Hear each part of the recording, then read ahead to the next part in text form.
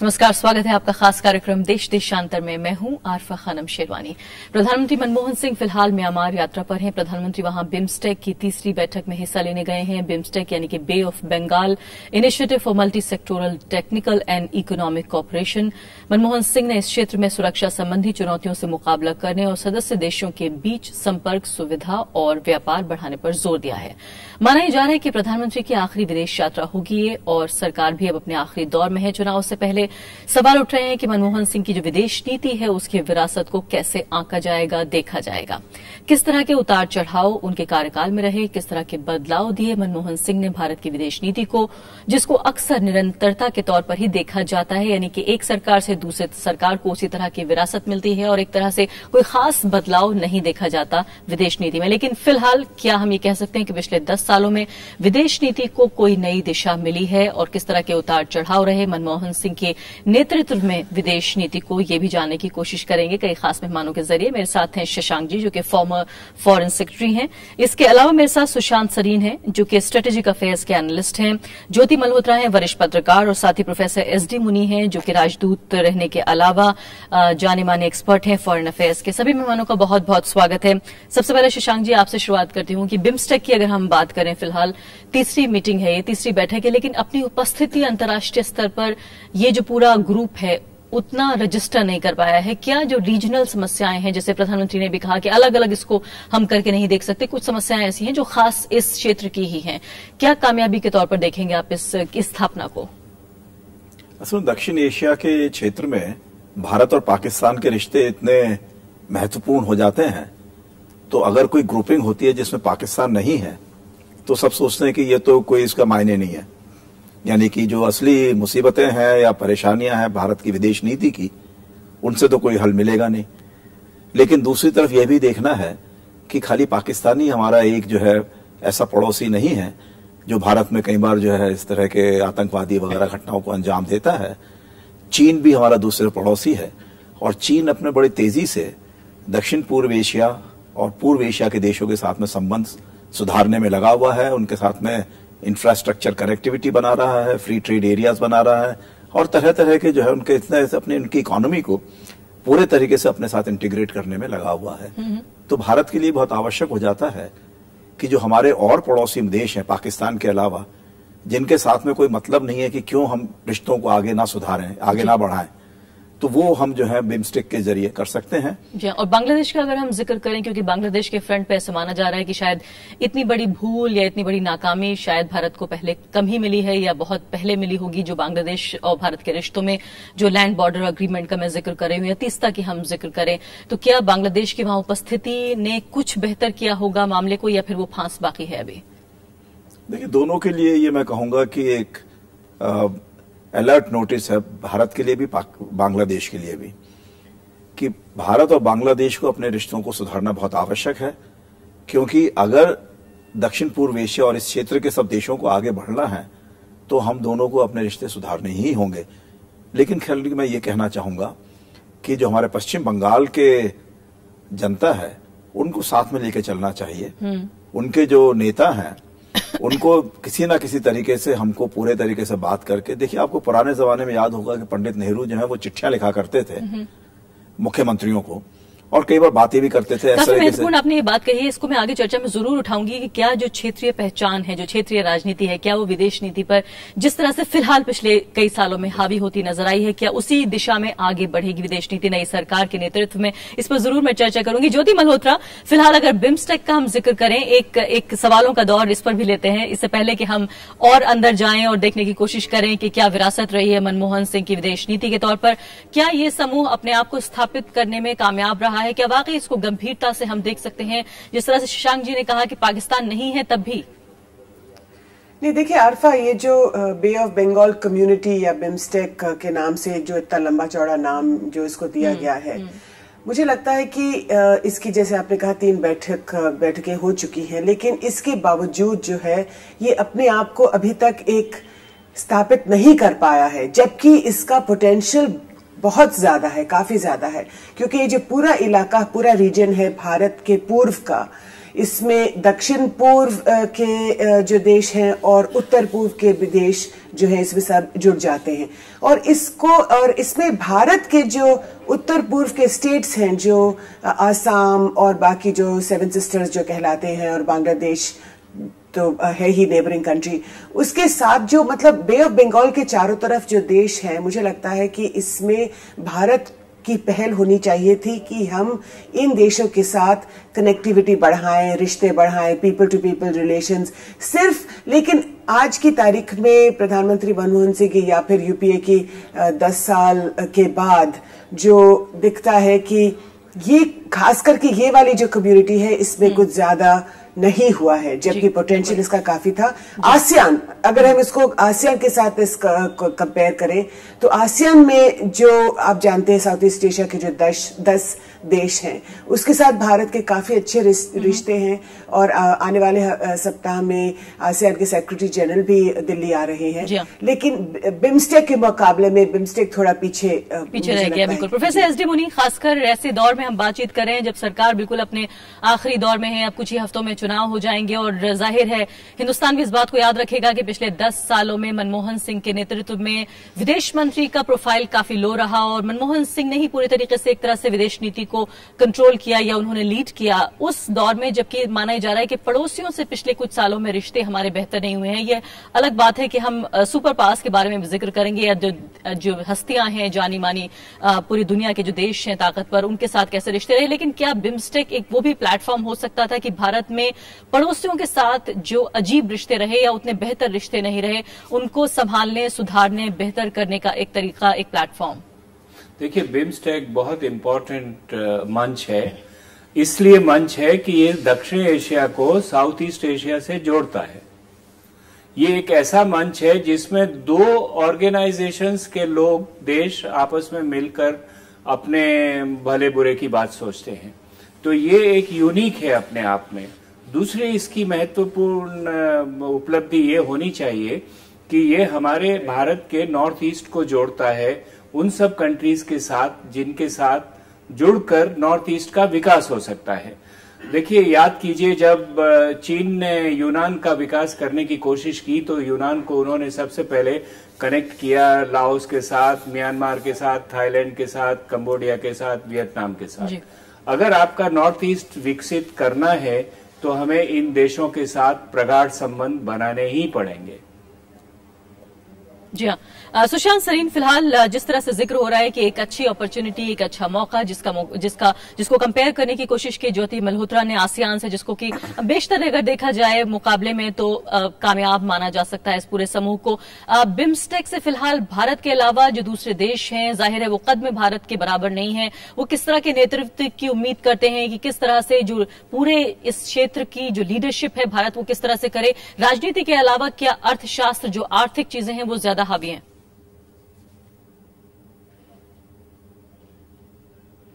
नहीं, मेरे ख्याल दोनों चीजें बहुत इंपॉर्टेंट हैं और आई एग्री कंप्लीटली जो ज्योति ने कहा और जो प्रोफेसर साहब कह रहे हैं कि एक तो ये ब्रिज था हमारा आसियान के साथ और दूसरा इसकी बहुत एक इम्पोर्टेंस है हमारी अपनी राष्ट्रीय सुरक्षा के लिए भी। लेकिन प्रॉब्लम हमारे यहां पर ये रहा, और जैसा आपके सवाल में भी बात थी कि अगर आप ये जितने 6 मुल्क हैं इसमें अगर उनका आप एक बैलेंस पे लें, अगर $2.5 ट्रिलियन की सारी इकोनॉमीज हैं ये, तो उसमें से ऑलमोस्ट 1.5-2 ट्रिलियन तो भारत की जीडीपी है। तो साइज के हिसाब से और जो पोटेंशियल है भारत का, उसके हिसाब से भारत को अपना वेट पुल करना चाहिए था इस सारे समूह में, ताकि इसको वो ऑपरेशनल कर सकता, उसको ये आगे बढ़ा सकता। लेकिन एक तरह की डिफिडेंस हमारे यहां पर नजर आई है। और अगर आप कायदे से देखें तो भूटान जो है आपका एक बहुत क्लोज अलाई था, वो भी अब चीन की तरफ देख रहा है, क्योंकि आपके अंदर इस तरह की हालत है कि भूटान जो आपसे जो छोटी मोटी चीज मांगता है आप देने को तैयार नहीं है, क्योंकि एक मंत्री कहता है कि मुझे फॉरेन पॉलिसी से कुछ लेना देना नहीं है, इसलिए मैं पैसे देने को तैयार नहीं हूं। तो भूटान चीन की तरफ देखता है। श्रीलंका को हमने वैसे ही एलियनेट कर लिया। बांग्लादेश जो था पिछले चंद सालों में जब से शेख हसीना की सरकार आई थी बहुत क्लोज रिश्ते बने थे, लेकिन उसको भी हम जब नेक्स्ट लेवल पे लेके जाना चाहिए था हम वापस स्लाइड कर गए हैं और जो पोटेंशियल था हमने टोटली उसको सरेंडर कर दिया। और म्यांमार से भी बहुत सारी सुशांत सरीन, क्या आप ये कह रहे हैं कि वाकई अगर माना जाए कि भारत जिन देशों का पड़ोसी है, सुशांत सरीन, भारत जिन देशों का पड़ोसी है वहां अगर वो देश भारत से दोस्ती भी करना चाहें तो भी उनके लिए ये घाटे का सौदा है, क्या आप ये कह रहे हैं? नहीं, मैं ये नहीं कह रहा कि घाटे का सौदा है। मैं ये कह रहा हूं कि जिस तरह से हमने अपनी विदेश नीति पिछले चंद सालों में चलाई है, इंस्टेड के हम इन देशों को अपने करीब लेके आते और अपना एक वर्चस्व बनाते यहां पर, ताकि इनको साथ लेके हम प्रोग्रेस की तरफ बढ़ते, हमने वो जो पोटेंशियलिटीज जिसकी ज्योति बात कर रही थी हमने उसको टोटली फ्रिटर अवे कर दिया है और we are practically back to square one. और इसकी बिम्स्टेक की तुलना आसियान के साथ करना मेरे ख्याल एक हास्यात्मक बात है। हंसी आती है क्योंकि इसको आप ऑपरेशनलाइज कर ही नहीं पाए हैं अभी तक। जी हाँ, ज्योति मल्होत्रा, क्या कहा जाए कि मनमोहन सिंह का मुकाबला मनमोहन सिंह से ही है, यूपीए 1 और यूपीए 2। ऐसा क्या हुआ कि उन्हीं लोगों, उन्हीं सलाहकार की मौजूदगी में यूपीए 1 में, जिसको कि बड़ी कामयाबी के तौर पर देखा जा रहा था, चाहे वो घरेलू स्तर पर देखें, हम आर्थिक स्तर पर देखें, राजनीतिक स्तर पर देखें और अब विदेश नीति के स्तर पर भी, यूपीए 2 में आखिर ऐसा क्या गलत हुआ जो हर तरीके से जो है वो पूरा आरोप मनमोहन सिंह या फिर उनकी टीम या उनके सलाहकारों पर जा रहा है?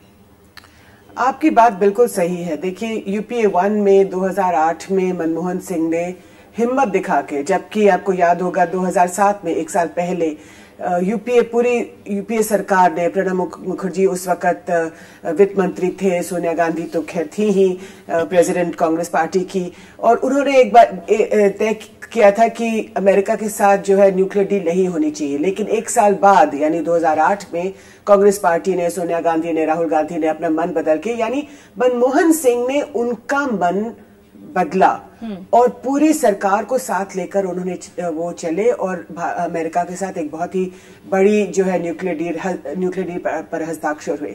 लेकिन यूपीए 2 पे जब हम जाते हैं और 2008 में जब जो है मुंबई पे जो हमले होते हैं, उसके बाद ऐसा दिखाई देता है मनमोहन सिंह कि प्रधानमंत्री ने अपने ही हाथ स्वयं ही बांध लिए हैं। उसके बाद ऐसा लगता है कि पाकिस्तान के साथ तो जो है रिश्ते बिल्कुल ही ठप हो जाते हैं, क्योंकि भारत फिर एक दफा फिर से जो है कहना शुरू कर देता है कि जब तक आप आतंकवाद जो है बंद नहीं करेंगे तब तक कुछ भी नहीं हो सकता। देखिए, भारत इतना बड़ा देश है, सिर्फ रीजनल पावर ही नहीं बनने की कोशिश करना, ये अपनी जगह बात बिल्कुल सही है कि आतंकवाद जो है पूरी तरह से बंद हो जाना चाहिए। और इतना बड़ा देश पाकिस्तान के आतंकवाद, वहां से जो आतंक आता है बार बार वो हम कितनी देर झेलें। लेकिन अगर इसको आगे अगर हम ले जाना चाहते हैं तो सिर्फ पाकिस्तान ही नहीं, बांग्लादेश के साथ जो हमने तीसरा वाटर्स का अग्रीमेंट। लेकिन ज्योति, आपने शुरुआत में अपने जवाब में जो जिक्र किया, जिस न्यूक्लियर डील का आपने जिक्र किया, जिसको प्रधानमंत्री मनमोहन सिंह ये मानते हैं कि उनके 10 साल के कार्यकाल की सबसे बड़ी उपलब्धि रही, क्या उस उपलब्धि को जमीन पर उतारने में क्या कामयाब रही यूपीए सरकार? क्या वाकई जिस कलावती का जिक्र अक्सर राहुल गांधी करते हैं या फिर कांग्रेस पार्टी के दूसरे नेता करते हैं, क्या उसके घर में बिजली का जो बल्ब था वो जल पाया? उस न्यूक्लियर डील जिसके बारे में हमें बताया जा रहा था कि शायद पूरा भारत जो है वो बिजली से, रोशनी से रोशन हो जाएगा। नहीं, बिल्कुल नहीं, क्योंकि ये जो न्यूक्लियर डील ये तब भी जो है अगले 5 साल में या अगले 10 साल में या 15 साल में उस न्यूक्लियर डील के तहत जो है गांव में बल्ब नहीं जल पाएंगे। लेकिन जो उस न्यूक्लियर डील ने जो करना चाहा था वो ये था कि भारत को एक तरह से पूरे विश्व के साथ जोड़ने की कोशिश हो रही थी। हमारा जो साइंटिफिक पोटेंशियल है, हमारे जो साइंटिस्ट हैं, एक वो कटिंग एज टेक्नोलॉजी वाली जो बात है वो हो रही थी। बाकी जहां पे जो न्यूक्लियर एनर्जी वाली बात है उसके तो अपने प्रॉब्लम्स हुए ही थे जापान के साथ। लेकिन देखिए, वो बड़ी एक लंबी जो है बहस हो सकती है। जो हम ये कहने की, मेरे ख्याल जो हम लोग ये कहने की कोशिश कर रहे हैं कि जो मनमोहन सिंह ने हिम्मत दिखाई थी यूपीए 1 में, यूपीए 2 में ऐसा लगा है पिछले 5 साल में कि उन्होंने किसी भी देश के साथ, ना ही दक्षिण एशिया के अंदर, बांग्लादेश, नेपाल, श्रीलंका, पाकिस्तान तो था ही, और चीन के साथ भी, जो भारत का इतना बड़ा जो है नेबर है, पड़ोसी है, लेकिन कहीं नहीं किसी देश के साथ भी इतना ऐसा कोई भी अचीवमेंट नहीं हुआ है। हाँ, एक बड़ा जो अचीवमेंट मुझे ये लगता है कि चीन के साथ मनमोहन सिंह की सरकार ने, खास करके जो national security advisor Shivshankar Menon है, उन्होंने चीन के साथ जो है एक रिश्ता बनाने की कोशिश की, जहां पर चीन को ये दिखाने की कोशिश की कि हमारे साथ बाकी जो बड़े देश है, यानी अमेरिका हमारे साथ है, रूस हमारे साथ है, और चीन को एक बैलेंसिंग का जो भारत बीच में एक बैलेंसिंग पावर की तरह जो है दिखा है पिछले कुछ सालों में। जी हाँ, प्रोफेसर एस डी मुनि, ये बताइए कि फिलहाल क्या कहें कि डिप्लोमेसी जो है वो ज्यादातर कहने की बात नहीं बल्कि कर दिखाने की बात कही जाती है। जो अखबारों में, टेलीविजन चैनल्स पे जो डिस्कस होता है, शायद आम जनता को फॉरेन पॉलिसी के बारे में जो कदम उठाए जा रहे हैं, जो पहल की जा रही है, शायद उस बारे में पता चलता है। लेकिन चूंकि आपने डिप्लोमेसी को बहुत करीब से भी देखा है, आप पढ़ाते भी हैं वही, तो क्या ये माने कि जो मीडिया रिपोर्टिंग है, जो कैमरों के सामने फॉरेन पॉलिसी बनाने को नेताओं को और ब्यूरोक्रेट्स को मजबूर किया जा रहा है, क्या इसके पीछे भी ये वजह है कि हमें गलतियां नजर आती हैं जो दरअसल हो सकता है डिप्लोमेसी का एक हिस्सा हो? नहीं, देखिए, ये आपने सही कहा कि मैं एग्री करता हूं सुशांत से भी और ज्योति से भी कि काफी कमियां रही है। लेकिन एक दूसरा बड़ा पहलू है जिसमें बहुत उपलब्धियां हुई है। उसमें सिर्फ इंडो यूएस न्यूक्लियर डील ही नहीं है। एक बात बताता हूं आपको कि भारत के सभी पड़ोसी देशों में जनतंत्र के लिए बवाल उठा पिछले 10 वर्षों में, और उन पिछले 10 वर्षों में उठे उस बवाल से भारत जुड़ा, और जुड़कर उसने सभी देशों में डेमोक्रेसी के जो हित हैं उनको आगे बढ़ाया। वहां नेपाल में माओवादी सरकार की जो इंसर्जेंसी थी उसको हल करने में मदद की। बांग्लादेश में ऐसी शक्तियां जो उभर कर आई है, जो ज्यादा प्रोग्रेसिव है, ज्यादा प्रगतिशील है, उनको मदद किया है। म्यांमार में डेमोक्रेसी को उठाने में मदद किया है। भूटान की डेमोक्रेसी आई है। ये बहुत बड़ी उपलब्धियां हैं। लेकिन प्रोफेसर मुनि, ये उपलब्धियां तो जरूर है, लेकिन इसके साथ साथ ये बात भी शायद बिना कहे नहीं रही जा सकती कि नेपाल का जो डेमोक्रेटिक प्रोसेस है, जो उसका लोकतांत्रिकरण हुआ है, शायद भारत उसको समझने में उतना कामयाब नहीं रहा, या जो मोनार्की के जमाने में जो रिश्ते हुआ करते थे भारत नेपाल के, शायद अब रिश्तों में वो गर्मजोशी नजर नहीं आती। आपको नहीं लगता कि नेपाल का, चूंकि आपने जिक्र किया कि नेपाल के फ्रंट पर बहुत कामयाब रहा भारत? नहीं तो मोनार्की के साथ गर्मजोशी होना क्या भारत की सबसे बड़ी उपलब्धि समझेंगी आप? मैं नहीं मानता उस बात को। अगर वही उपलब्धि है तब तो हमने पिछले 60 सालों में मोनार्की की मदद से क्या हासिल किया है नेपाल में, ये बताइए। क्या आपने 1000 मेगावाट बिजली भी पैदा की है वहां पर? क्या वहां से सुरक्षा के खतरे आपको नहीं उठे हैं? देखिए, ये एक ऐसी बहस है जो आधा घंटे में पूरी नहीं हो सकती है। लेकिन मैं ये कह रहा हूं कि पिछले 10 वर्षों में जिस तरह से उपलब्धियां हुई है उनका भी मूल्यांकन करना चाहिए। और जो आपने कहा कि टीवी के चैनल्स या अखबार लोग एक सनसनी बातों को ज्यादा लिखते हैं, अगर दृष्टिकोण को पुख्ता बनाया जाए और बैलेंस्ड रिपोर्टिंग की जाए तो आपको एक ऐसा वृतांत मिलेगा भारत की विदेश नीति का, जिसमें सफलताएं भी उतनी ही उभर कर आई हैं जितनी की कमियां रही हैं। प्रोफेसर मुनि, आप ये कह रहे हैं कि इसको कामयाबी के तौर पे नहीं देखा जा सकता। अगर ये मान भी लें कि तब ज्यादा बेहतर रिश्ते थे, लेकिन क्या आप ये मान सकते हैं कि जो आम नेपाली की जो एस्पिरेशंस हैं, जो दरअसल लोकतांत्रिकरण, डेमोक्रेसी के वहां प्रवेश करने के बाद उभरी हैं, जो रिश्ते भारत के रहे हैं वहां के उन नेताओं से, जो लोकतंत्र की पैदावार है, क्या वो वैसे रहे हैं जिस तरह से सोचा जाएगा? मैं ये नहीं कह रही हूं कि भारत का वहां प्रभुत्व होना चाहिए, भारत बिग ब्रदर की तरह रहना चाहिए, लेकिन क्या जमीन पैरों से खिसकी नहीं है? भारत की जो उपलब्धि है पिछले 2006 से लेकर, वहां के सभी राजनीतिक नेताओं ने उसकी तारीफ की है। लेकिन कई मसले ऐसे भी आए हैं जहां पर भारत के खिलाफ भी उन्होंने अपना रोष पैदा किया है, क्योंकि जब लोगों की आकांक्षाएं होती है और वो आकांक्षाएं पूरी नहीं होंगी तो वो नाराज भी होंगे।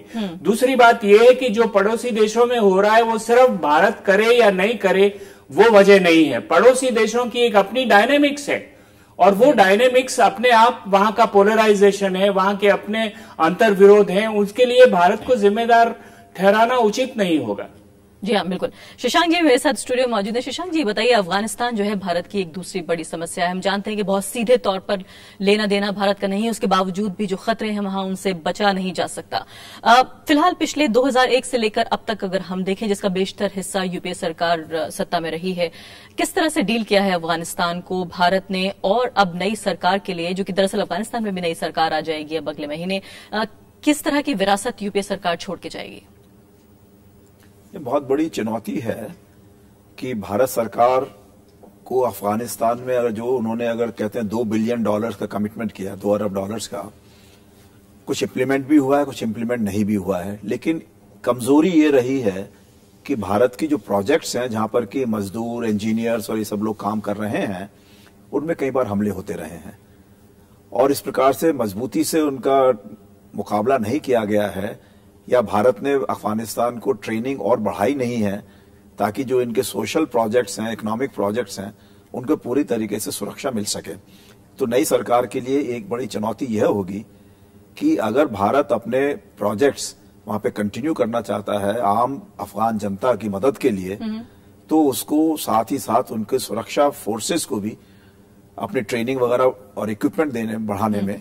लेकिन शशांक जी, जिस तरह से नर्म तरीके से भारत आगे बढ़ रहा है वो अपने आप में जरूर तारीफ की बात है, लेकिन हम जानते हैं कि हामिद करजई साहब एक साल में 3 दफा भारत आते हैं। कुछ लोगों को शायद हैरानी भी होती है, जो लोग पर्यवेक्षक की तरह दूर से देख रहे होते हैं। इसका मतलब कि वाकई अफगानिस्तान को भारत की बहुत जरूरत है, लेकिन क्या उस तरह से भारत क्या वो स्ट्रेटेजिक डेप्थ बना पा रहा है या वाकई अपनी मौजूदगी वहां दर्ज कर पा रहा है? हम जानते हैं कि अफगानी घरों में बिजली पहुंच रही है, पुल बन रहे हैं, शिक्षा का काम हो रहा है, लेकिन जो एक महत्व, जो स्ट्रेटेजिक महत्व है, क्या वो हासिल कर पा रहा है भारत? अफगानिस्तान के अगर नेता भारत में आते हैं बार बार, तो एक स्ट्रेटेजिक पार्टनरशिप जो एस्टेब्लिश की गई है वो उसको रीट्रेट करने के लिए आते हैं, उसका महत्व बताने के लिए आते हैं कि भारत को अपना और तेजी से वहां पर योगदान देना चाहिए। भारत ने अभी तक वो नहीं कर पाया है, जैसे कि हमने अभी डिस्कस किया कि सारी विदेश नीतियों में सब में थोड़ी सी कमजोरी यही नजर आई है कि जो हमारे अपने अंदरूनी मसले हैं उन पे हमारा ज्यादा ध्यान रहा है, और बाहर की तरफ जो हमने पहले कमिटमेंट दे दिए शुरू में यूपीए 1 में, उनको जितना थोड़ा बहुत कर सके इम्प्लीमेंट कर पाए हैं। इसमें हमको सबसे बड़ी मदद ये मिल सकती है कि जो शंघाई कोऑपरेशन ऑर्गेनाइजेशन है, चीन है और रूस है और भी जो देश हैं, वो नहीं चाहते हैं कि अफगानिस्तान से या पाकिस्तान से डिस्टेबलाइजेशन शुरू होकर उन सब देशों को डिस्टेबलाइज कर दे। अभी एक तरफ हम देख रहे हैं सीरिया में क्या हालात बन रहे हैं, दूसरी यूक्रेन में, तो ये अफगानिस्तान तो पहले से इतना डिस्टेबलाइज हुआ है। इस नीति में आपको निर्णय लेने की क्षमता में कमी नजर आती है या फिर अप्रोच ऐसी है कि बहुत ज्यादा ओवर कॉशियस हुआ जा रहा है, एहतियात कुछ ज्यादा ली जा रही है? मैं कहूंगा कि इसको दोनों ही चीजें हैं, लेकिन इम्प्लीमेंटेशन ज्यादा जरूरी है कि अगर स्ट्रेटेजिक पार्टनरशिप करी है तो खाली हर मीटिंग में वही बातें दोहरा देने से तो काम नहीं बनता है। उसमें आवश्यक ये है कि इंक्रीमेंटल प्रोसेस रहना चाहिए जी। और फिर हम देखें कि उसमें इंक्रीमेंटल सपोर्ट देने से क्या उसके बदले में हमको मिलता है, क्या वहां पे हमले ज्यादा बढ़ते हैं या कम होते हैं। तो उन सब चीजों को फाइन ट्यून करके हमको अफगानिस्तान में अगर लॉन्ग टर्म वहां पे अपनी प्रेजेंस रखनी है तो चीन और शंघाई कोऑपरेशन ऑर्गेनाइजेशन के और देशों के साथ में मिलकर वहां वो बढ़ाना होगा। बिल्कुल। इसके अलावा सुशांत सरीन, जो एक और बहुत महत्वपूर्ण घटना रही पिछले सालों में, वो रही अरब दुनिया में जिस तरह की खलबली थी, जो शायद कई दशकों में नहीं देखी गई, वो पिछले कुछ सालों में देखी गई है। भारत उसको किस तरह से हैंडल कर पाया है? हम जानते हैं कि आज भी अरब वर्ल्ड में भारत की जो रेपो है वो बहुत अच्छी है, भारत को जिस तरह से देखा जाता है, लेकिन क्या जो राजनीतिक खलबली हुई, जो उथल पुथल हुई, भारत ने उसका जवाब किस तरह से दिया?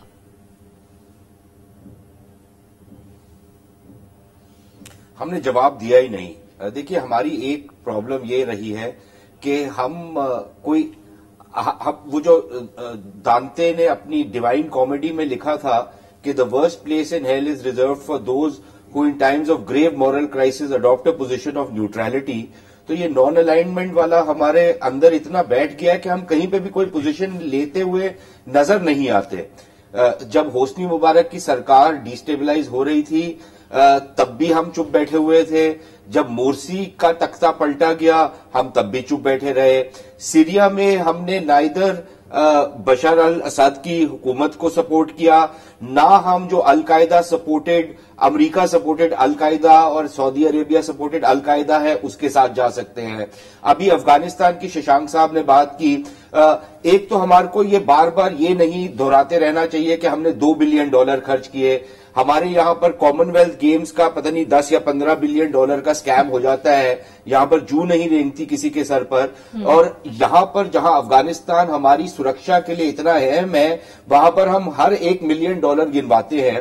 तो हमारे को एक तो ये रट नहीं लगानी चाहिए। दूसरी चीज ये है कि अफगानिस्तान में जो अफगानिस्तान की हुकूमत है उसको असला चाहिए, उसको साजो सामान चाहिए, जो ना तो अमेरिका देने को तैयार है ना कोई दुनिया का और देश देने को तैयार है। क्यों ना हम, और उनको कोई बहुत आधुनिक वो नहीं चाहिए, उनको बेसिक चीजें चाहिए जो उनको कोई दे नहीं रहा। और वो इसलिए नहीं दे रहा क्योंकि पाकिस्तान नहीं चाहता कि अफगानिस्तान की सेना इतनी सक्षम हो कि इन लोगों को खदेड़ सके।